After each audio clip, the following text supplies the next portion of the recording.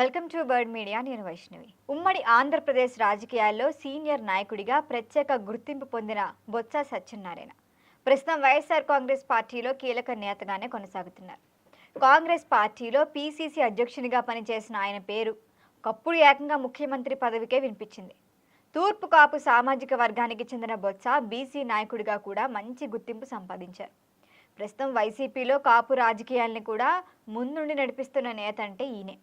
అయితే ఇదే కారణంగా బొత్స రాజకీయ ప్రభావాన్ని తగ్గించేందుకు ఇప్పుడు అధికార కూటమి వ్యూహాత్మకంగా అడుగులేస్తుందన్న చర్చ కూడా రాజకీయ వర్గాల్లో వినిపిస్తోంది. సహకార సంఘం అధ్యక్షునిగా రాజకీయ జీవితం ప్రారంభించారు బొత్స. మరి అనతి కాలంలోనే విజయనగరం జిల్లాలో బలమైన రాజకీయ సామ్రాజ్యాన్ని కూడా నిర్మించారు. కుటుంబ సభ్యుల్ని కూడా రాజకీయాల్లోకి తీసుకొచ్చి చీపురుపల్లి, గజపతి నగరం, నెల్లిమర్ల వంటి నియోజకవర్గాల్లో ఆయన ఎమ్మెల్యేలుగా గెలిపించటంలో కూడా సక్సెస్ అయ్యారు. జిల్లా పరిషత్ చైర్మన్ పదవిని కూడా తన కుటుంబానికే దక్కేలా చేసుకొని జిల్లాలో తన పట్టు మరింత బలపరిచారు. దీంతో విజయనగరం జిల్లా రాజకీయాల్లో అంటే బొత్స కుటుంబం ఒక శక్తి. అయితే గత అసెంబ్లీ ఎన్నికల్లో చూస్తే పరిస్థితి పూర్తిగా మారిపోయింది. టీడీపీ నేత నారా లోకేష్ ప్రత్యేకంగా విజయనగరం పైనే ఫోకస్ పెట్టారు. దీనివల్ల బొత్స కుటుంబ రాజకీయ బలం గణనీయంగా దెబ్బతిన్నట్లుగా కూడా తెలుస్తోంది. జిల్లాలో కూటమి విజయం సాధించడంతో బొత్స ఆధిపత్యానికి గట్టి ఎదురుదెబ్బే తగిలిందని కూడా చెప్పొచ్చు. మరి ఇప్పుడు కూడా సేమ్ అదే వ్యూహాన్ని కొనసాగిస్తూ స్థానిక సంస్థల ఎన్నికలకి ముందే వైసీపీని పూర్తిగా బలహీనపరిచే ప్రయత్నాలు చేస్తోంది టీడీపీ. ఇటీవల బొత్స మళ్లీ కాపు రాజకీయాలను బలోపేతం చేసి వైసీపీకి అండగా నిలవాలని ప్రయత్నిస్తున్నారు.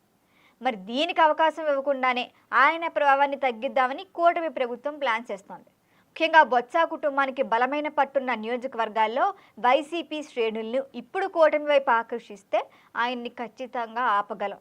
మరి దానికి తగ్గట్టే కార్యక్రమాలు వేగవంతం చేసినట్లుగా కూడా మనం చూడొచ్చు. గజపతి నగర నియోజకవర్గాల్లో బొత్స అప్పల్ నరసయ్య ప్రాతినిధ్యం వహిస్తున్నారు. మరి అక్కడ వైసీపీ కార్యకర్తలను టీడీపీలోకి తీసుకురావడం పైన ఇప్పుడు స్థానిక ఎమ్మెల్యే మంత్రి కొండపల్లి శ్రీనివాస్ ప్రత్యేకంగా దృష్టి పెడుతున్నట్లుగా తెలుస్తోంది.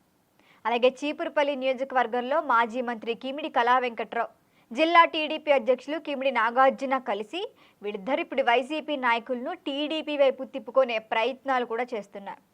అయితే నెల్లిమర్ల నియోజకవర్గంలో కూడా వైసీపీ శ్రేణుల మధ్య నెలకొన్న అంతర్గత విభేదాలు ఇప్పుడు కూటమి తమకి అనుకూలంగా మలుచుకునే ప్రయత్నాలు అయితే స్టార్ట్ చేసింది. స్థానిక నాయకుల్లో అసంతృప్తిని ఉపయోగించుకునే క్రమంగా పార్టీ బలాన్ని తగ్గించి టీడీపీ పట్టు సాధించుదామని కూడా చూస్తోంది. ముఖ్యంగా రాబోయే స్థానిక సంస్థలు అటు వైసీపీకి ఇటు టీడీపీకి రెండిటికి ముఖ్యమే. మరి వాటిని టార్గెట్ చేసుకుని విజయనగరం జిల్లాలో వైసీపీని గనక మరింత బలపరిస్తే కూటమి ఆధిపత్యం ఖాయం. మరి దీనిపైనే లోకేష్ కార్యాచరణతో ముందుకెళ్తున్నారు. బొత్స రాజకీయ ప్రభావాన్ని తగ్గించడం ద్వారా ఉత్తరాంధ్రలో వైసీపీకి ఎదురుదెబ్బ ఇద్దామన్న లక్ష్యంతో కూటమి వ్యూహాలు అమలు చేస్తోంది. దీంతో విజయనగరం జిల్లా రాజకీయాలు మరొకసారి హాట్ టాపిక్గా మారాయి. కాకపోతే టీడీపీ ఎలాంటి వ్యూహాన్ని ఎంచుకుంటుంది, ఇంకా వీటితో పాటు ఎక్సెస్గా ఏమన్నా చేస్తుందా ప్రజలను ఆకర్షించడానికి అనేది మాత్రం చూడాల్సిందే. దీనిపైన మరిన్ని అప్డేట్ల కోసం చూస్తూనే ఉండండి బర్డ్ మీడియా. ఈ వీడియో మీకు నచ్చినట్లయితే లైక్ చేయండి, షేర్ చేయండి, సబ్స్క్రైబ్ చేయండి. మరిన్ని అప్డేట్ల కోసం మా వాట్సాప్ ఛానల్ను ఫాలో చేయండి.